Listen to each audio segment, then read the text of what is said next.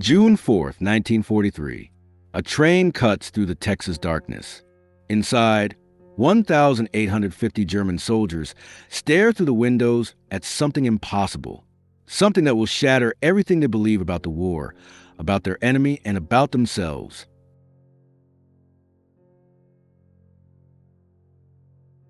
The pencil shook in his hand. Under-Officer Werner Burkhardt pressed it against the pages of his hidden diary.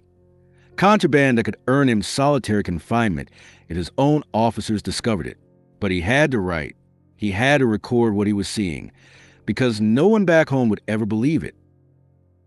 Through the window of the Pullman coach, electric lights blazed across the Texas plains. Not just a few scattered bulbs. Not the dim, rationed glow of wartime necessity, but a constellation of brilliance. Every farmhouse, every street corner, every shop window burning bright at 10 o'clock at night. The Americans must be lying to us, Burkhardt wrote. No nation could possess such abundance while fighting a war on two fronts.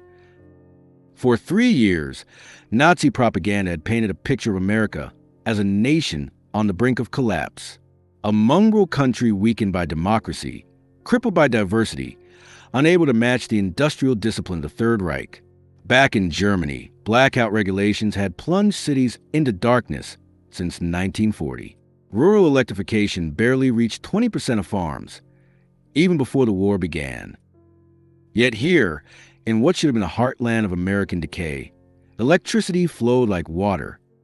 The train slowed as it approached Mexia, Texas. Inside, 1,850 veterans of Rommel's Afrika Korps prepared to step into captivity. They were elite soldiers, men who had driven the British back to the gates of Egypt, warriors who had earned even Montgomery's grudging respect. Now they were prisoners. But something about this captivity didn't add up. They weren't traveling in boxcars or freight wagons. They rode in cushioned Pullman coaches with dining cars and sleeping berths. They'd been fed better on this journey than they'd eaten in 6 months of desert warfare. None of them understood yet what was happening. They were about to witness something more devastating than any battlefield defeat. They were about to see America's secret weapon, the one that would win the war before a single shot was fired in their presence. They were about to discover the truth.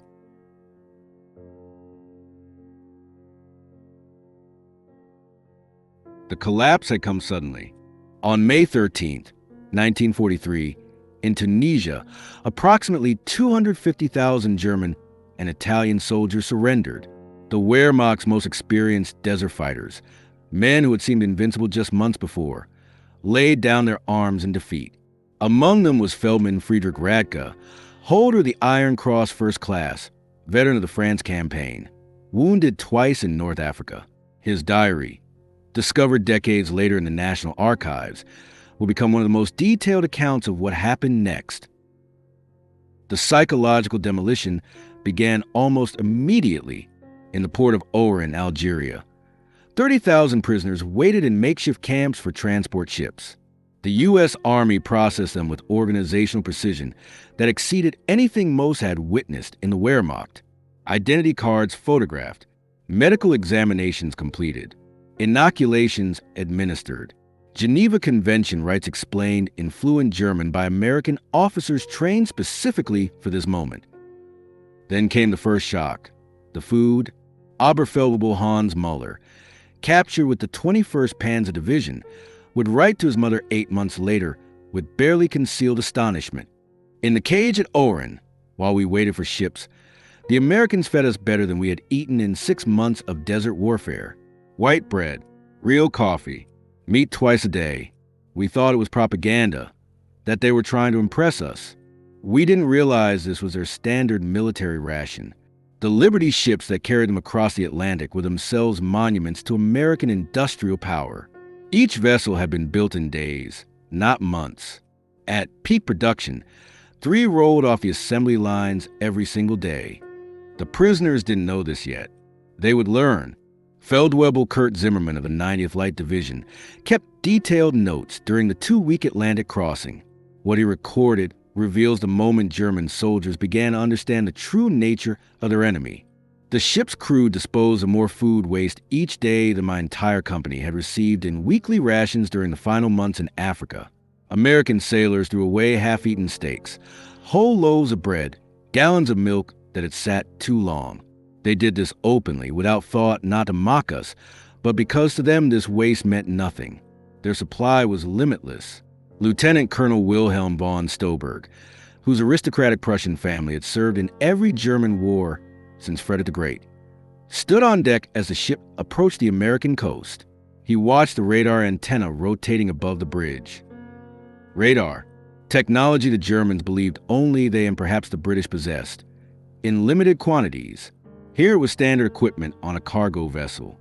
It was then, von Stolberg would write years later, that I first suspected Germany had already lost the war.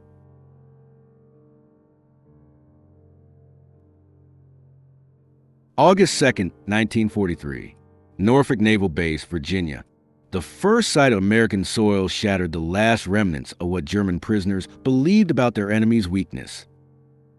The base sprawled across 4,300 acres, dozens of ships loaded and unloaded simultaneously, their cranes moving with mechanical precision.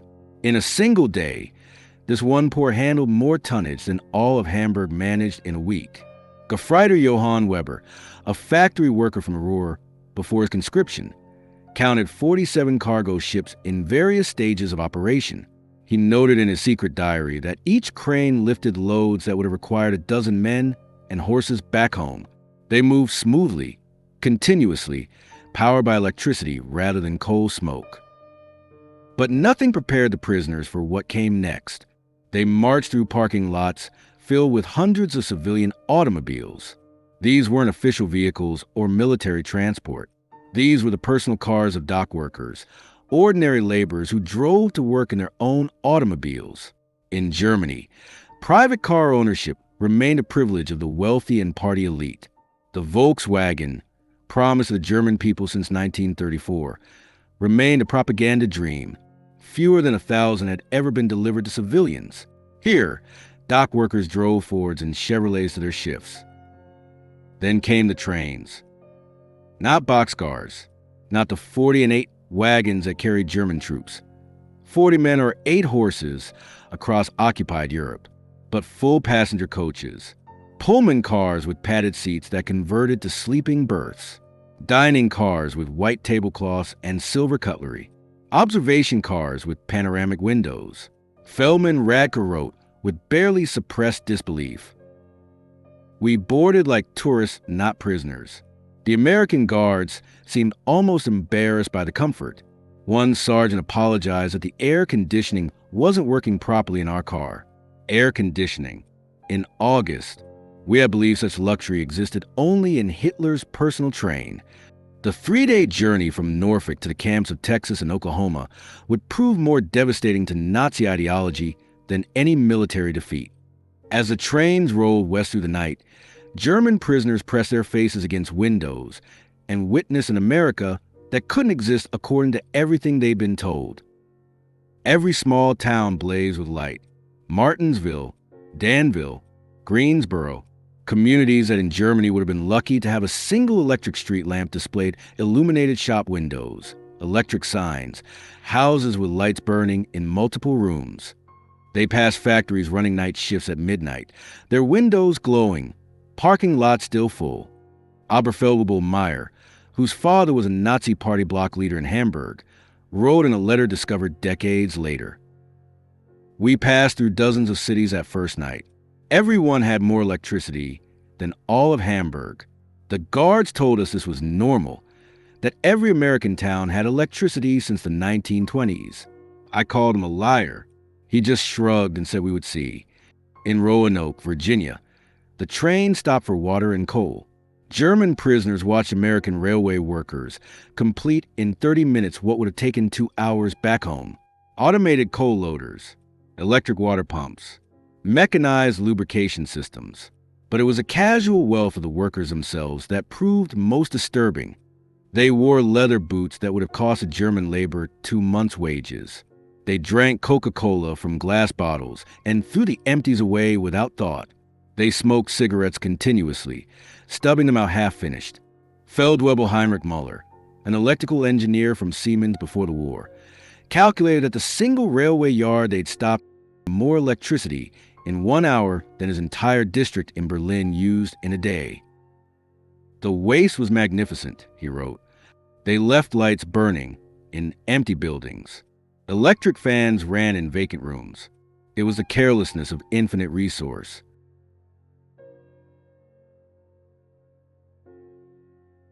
As the trains crossed Tennessee and Kentucky, the scale of American industrial power became impossible to deny.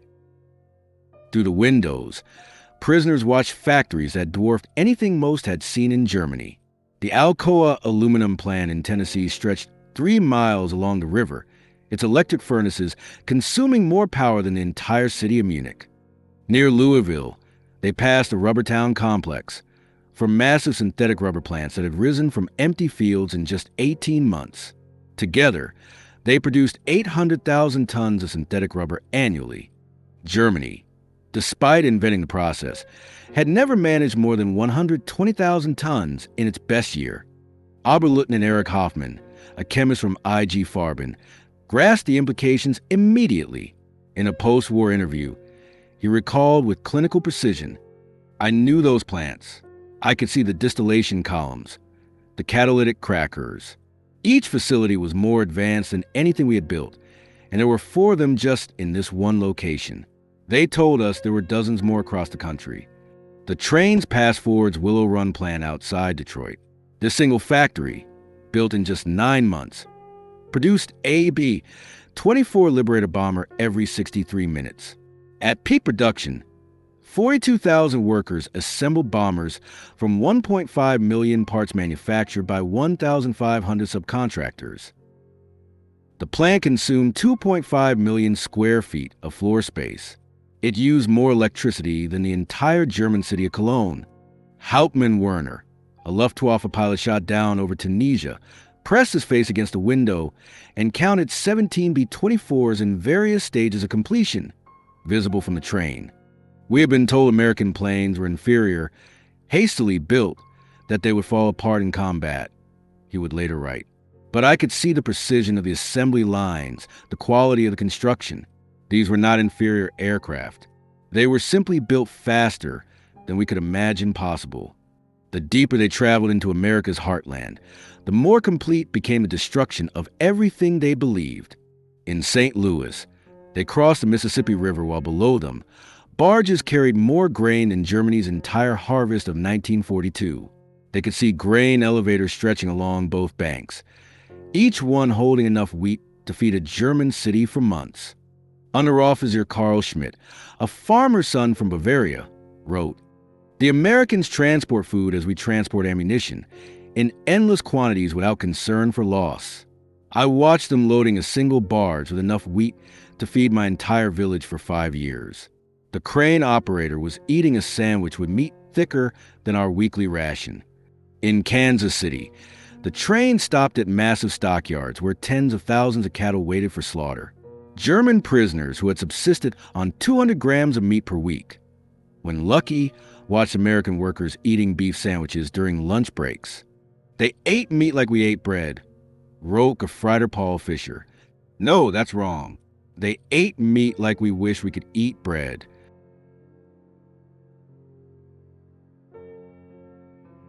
The camps themselves delivered the next wave of cognitive demolition.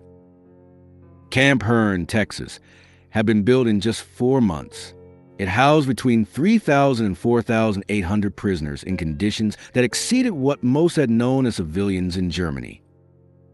Wooden barracks with electric lights, flush toilets, hot showers, steam heat, each building constructed with more lumber than entire German villages possessed. The camp hospital astounded German medical personnel. Oberstar's Dr. Friedrich Bauer, chief surgeon of the 164th Light Division, found himself in a facility better equipped than most German civilian hospitals. X-ray machines, modern surgical equipment, pharmaceutical supplies that had been unavailable in Germany since 1941, all standard provision for enemy prisoners. They had penicillin, Dr. Bauer would later testify with lingering disbelief. This miracle drug that we had only heard rumors about. They used it freely, even on prisoners with minor infections. German soldiers were dying for want of basic sulfur drugs, and the Americans were giving us their most advanced medicine without hesitation. The camp kitchens became another classroom in American prosperity. Prisoners assigned to cooking duties discovered walk-in refrigerators, electric mixers, automated dishwashers, and gas ranges that could prepare meals for 5,000 men. The daily ration included fresh milk, eggs, meat, vegetables, and white bread, quantities German civilians hadn't seen since 1939. Feldwebel Otto Krebs, a former hotel chef from Munich, wrote with barely contained emotion. Today we threw away more food than my family has seen in 3 years. Not spoiled food, simply excess. American regulations require we prepare 10% more than needed to ensure every prisoner receives full rations. The surplus is discarded. I wept as I threw perfectly good bread into the garbage.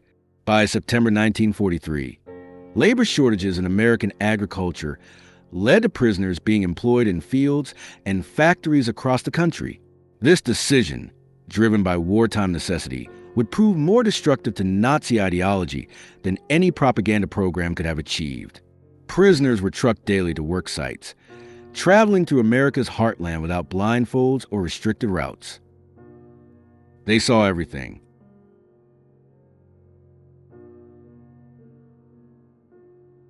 At a cotton gin outside Houston, Under-Officer Herbert Lang watched a single machine process more cotton in 1 hour than his entire Bavarian village could have handled in a month using traditional methods. The farmer who owned the gin was nobody special, not aristocracy, not a party member, just a farmer. Yet he had electricity, running water, a truck, a car, and a tractor. His workers, including Black Americans, ate lunchroom boxes containing more food than German workers received in a week. And this was normal, Lang recorded with growing comprehension. Every farm we passed was the same. In Nebraska, prisoners worked sugar beet fields and witnessed agricultural mechanization that defied comprehension. A single combine harvester could do the work of 100 men. The field stretched to the horizon, each one larger than entire German counties. Farmers spoke casually of yields that would have been fantasy in Germany. 60 bushels of wheat per acre compared to Germany's 30 on the best land. Gefreiter Wilhelm Hoffmann, working on a farm outside Scottsbluff, wrote, "The farmer's son, a boy of 16, drove a tractor worth more than everything my father had earned in his lifetime. When I mentioned this, the boy laughed and said it wasn't even a particularly good tractor. His father was waiting for a new model from John Deere that would be even better." The most devastating revelations came to prisoners who worked near American factories. At a Campbell soup factory in New Jersey, they watched production lines process more tomatoes in a single day than most German factories handled in a month. The facility operated with a skeleton crew of women and elderly men. Most young workers were in the military. Yet production exceeded peacetime levels. Stabsfeldwebel Ernst Wagner, who had worked in a German food processing plant before the war, documented it with technical precision. Everything was automated: electric conveyor belts, automatic filling machines, steam cookers that processed hundreds of cans simultaneously. One elderly woman monitored controls that managed what would have required 50 workers in Germany. She did this while listening to a radio and drinking coffee. Near Detroit, prisoners unloading coal at a power plant glimpsed the River Rouge complex across the water. The plant employed 100,000 workers producing jeeps, aircraft engines, and tanks. It consumed 1.5 million kilowatts of electricity daily, more than the entire city of Hamburg. We could see the parking lots, wrote Oberfeldwebel Franz Kellner. Thousands of cars belonging to workers. In Germany, even our officers rarely own cars. Here, factory workers drove to work. The guard told us many workers owned 2 cars, one for work, one for family use. We thought he was mocking us.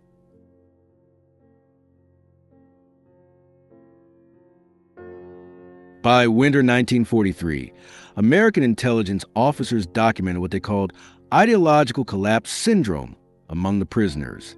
The Special Project Division, a secret re-education program run by the Provost Marshal General's office, reported increasing numbers of prisoners requesting access to American newspapers, books, and educational materials. Major Paul Newland reported in December 1943, "The prisoners no longer argue when shown production statistics. They have seen too much. The most fanatical Nazis have become quiet. They still maintain loyalty to Germany, but no longer speak of victory. Many openly question what they were told about America." The camp newspapers produced by prisoners themselves began reflecting this transformation. Der Ruff, published at Fort Kearny, Rhode Island, gradually shifted from defiant nationalism to discussions of democracy, economic systems, and post-war reconstruction. Lieutenant Hermann Goetz, captured with the 10th Panzer Division, wrote in a letter that passed American censors, "We were told America was a mongrel nation, weak, divided, controlled by Jews, incapable of military prowess. Every day I am here, I see the opposite. This is the most organized, unified, and powerful nation on earth. We were told fairy tales by criminals." Christmas 1943 delivered perhaps the most devastating psychological blow. American organizations, churches, and civic groups sent 500,000 Christmas packages to German prisoners, enemies who had been trying to kill American soldiers just months earlier. Each package contained cigarettes, candy, toiletries, and games. Local communities invited prisoners to Christmas dinners. At Camp Hearne, the local Methodist church choir performed Christmas carols in German. Women from Hearne sent homemade cookies and cakes. Boy Scouts deliver handmade Christmas cards. This kindness toward enemies shattered the final remnants of Nazi racial theory. Oberleutnant Walter Mueller, whose brother had died in the bombing of Hamburg, wrote with confusion and something approaching shame, "They know we are their enemies. Many have sons and husbands fighting against our armies. Yet they show us Christian charity, not propaganda, but genuine kindness. What kind of people treat enemies this way? Only those absolutely certain of victory and secure in their power." The Christmas feast itself defied comprehension. Turkey, ham, mashed potatoes, gravy, vegetables, pies, ice cream. Quantities of food that Germany hadn't seen since before the First World War. "We ate like kings," wrote Feldwebel Hans Bauer. "Better than German generals eat. Better than party leaders." And this was not special. The guards told us this was a normal American Christmas dinner, that every American family was eating the same meal. If they can feed prisoners this way, what must their own soldiers eat?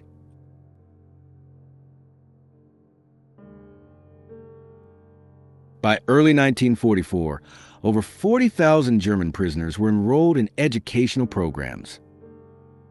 They studied English, American history, mathematics, and sciences. The University of Chicago provided correspondence courses. Stanford University sent professors to lecture on democracy and economics. The thirst for knowledge was insatiable. Prisoners who had been told Americans were cultureless barbarians discovered libraries with millions of books, universities that welcomed all social classes, scientific research that led the world. Hauptmann Dr. Wilhelm von Braun, a physicist conscripted from the Kaiser Wilhelm Institute, attended lectures on atomic physics at Camp Shelby. He later wrote, "American professors, including Jewish refugees from Germany, taught us without hatred. They spoke of science as universal, belonging to all humanity. They were years ahead of German research, and they shared knowledge with enemies. This generosity of spirit was incomprehensible to minds shaped by Nazi ideology." The camp theater showed American films, not propaganda, but regular Hollywood productions. They watched Gone with the Wind, seeing a depiction of American defeat and recovery that resonated with their own situation. They saw The Grapes of Wrath, amazed that Americans would show such self-criticism to enemies. "They hide nothing," wrote Lieutenant Joseph Kramer. "They show their problems, their failures, their conflicts. Yet this honesty makes them stronger, not weaker. In Germany, such criticism would mean death. Here it is considered patriotic."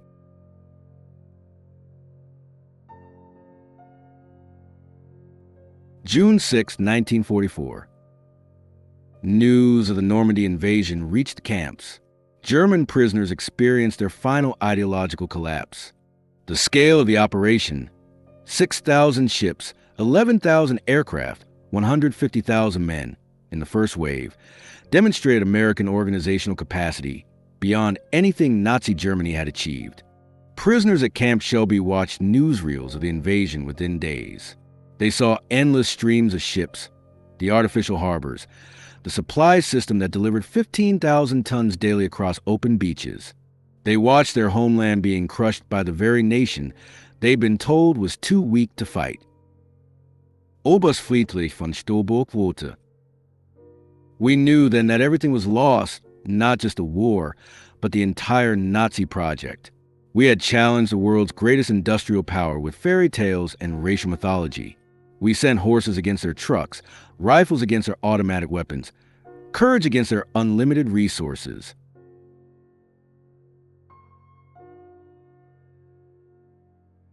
But throughout their captivity, German prisoners experienced something that challenged Nazi ideology more than material wealth ever could: American humanity. When Gefreiter Hans Muller's son died in the Hamburg bombing, the American camp commander personally delivered the Red Cross message and offered condolences.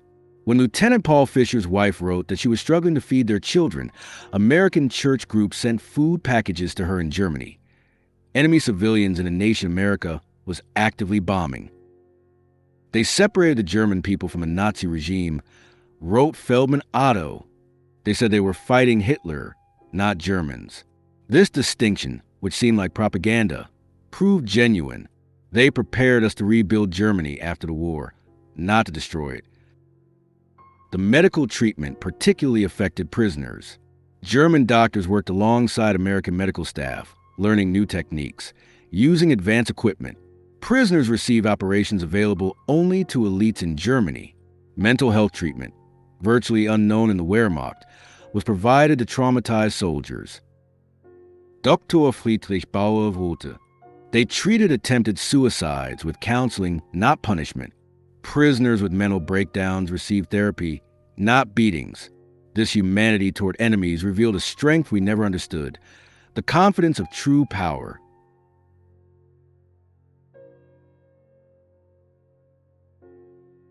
April 1945. As American forces liberated concentration camps in Germany, the footage was shown to German prisoners. Many refused to believe it initially, claiming it was propaganda, but the evidence was overwhelming. Testimony from American soldiers, photographs, newsreels, eventually, letters from Germany confirming the horror. The psychological impact was devastating. Men who had maintained some pride in German honor, despite military defeat, now faced complete moral collapse of their nation. Everything they had fought for was not just defeated, but evil. Feldman Walter Schmidt wrote the most eloquent summary: "We thought we were warriors for a great cause. We discovered we were tools of criminals. We believed we were bringing civilization to inferior peoples. We found that we were the barbarians. The Americans we called weak and decadent showed us what civilization actually meant."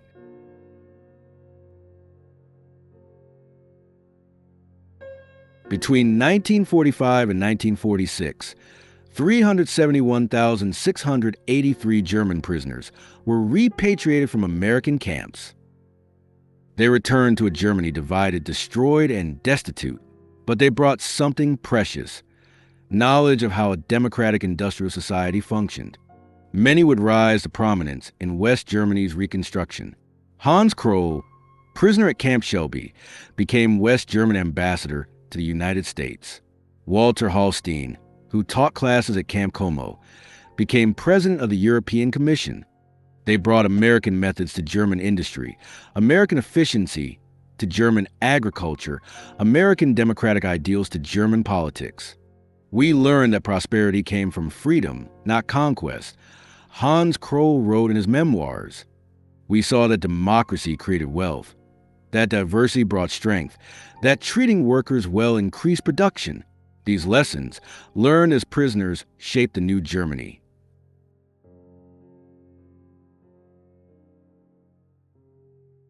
In 1985, on the 40th anniversary of the war's end, over 500 former German prisoners returned to America for a reunion in Austin, Texas. Many brought their families to show them where their transformation had begun. Former Stabsfeldable Kurt Meyer, who had worked on Iowa farms, spoke with emotion.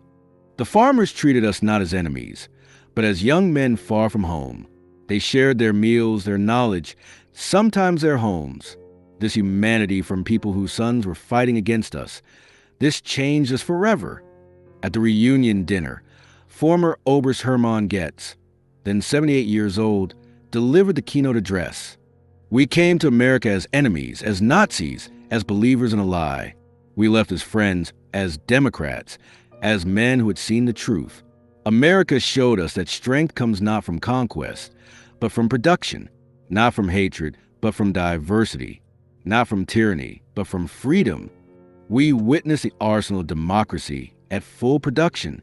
We saw farmers who produced food for the world, workers who built the tools of victory, citizens who treated enemies with dignity. We learned that America's true weapon was not its bombs or tanks, but its inexhaustible capacity for creation and its unshakable confidence. We returned to Germany with a mission: to build a society that could create rather than destroy, that could prosper through peace rather than war. The Germany that rose from the ashes was built on lessons learned in American prison camps. To America, from your former enemies, now your friends, thank you for showing us the way. The auditorium erupted in standing ovation. Americans and Germans together, former enemies united in recognition of a transformation that had seemed impossible when those first trains rolled into Texas in June 1943.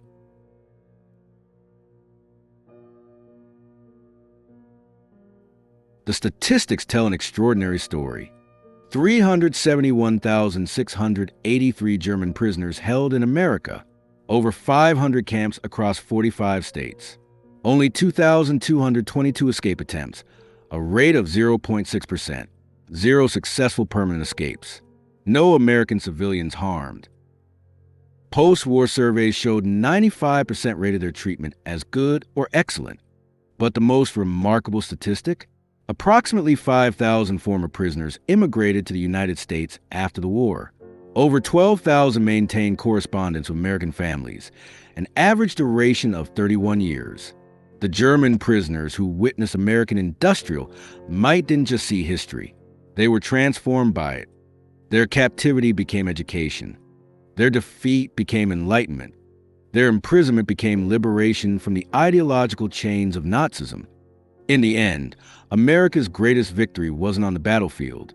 It was in the prison camps, where overwhelming evidence of democratic prosperity accomplished what armies could not: the complete transformation of enemy minds. The prisoners had arrived believing in German superiority and American weakness. They left knowing the truth. American industrial might wasn't just overwhelming. It was incomprehensible to minds shaped by scarcity and tyranny. But more than that, it was married to a humanity that refused to dehumanize even enemies. The trains that brought them into captivity in 1943 had carried warriors of the Third Reich. The ships that returned them to Germany in 1946 carried architects of democracy. They had seen the future. And it worked. Their story stands as testament to a profound truth. The most powerful weapon in America's arsenal wasn't military might. It was a simple, overwhelming evidence of what a free society could achieve when people worked together in dignity and freedom. The German prisoners were stunned by America's industrial power. But ultimately, they were converted by its humanity.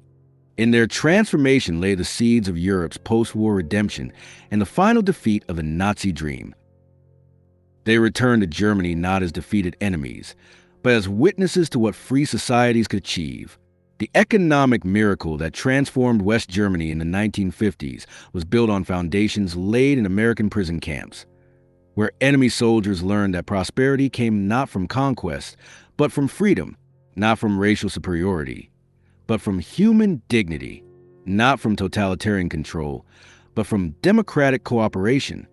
The story of German prisoners of war in America is ultimately a story of redemption through revelation. It proves that sometimes the greatest victories are won not through destruction, but through demonstration, not through propaganda, but through prosperity, not through hatred, but through humanity. Their journey from Nazi warriors to democratic citizens remains one of the most remarkable transformations in modern history, accomplished not through force, but through the overwhelming evidence of what free people could achieve. In the end, that was America's secret weapon. Not just the ability to produce more tanks and planes than any nation in history, but the capacity to transform enemies into friends through the simple power of example. The German prisoners were stunned by America's industrial might. But more importantly, they were changed by it. And in that change lay the foundation for a better world. If this story moved you, please like and subscribe. The greatest lessons of history aren't found in battles. They're found in moments like these, when humanity triumphs over hatred. Share this video to remind others that even in our darkest wars, the light of human dignity can transform enemies into friends.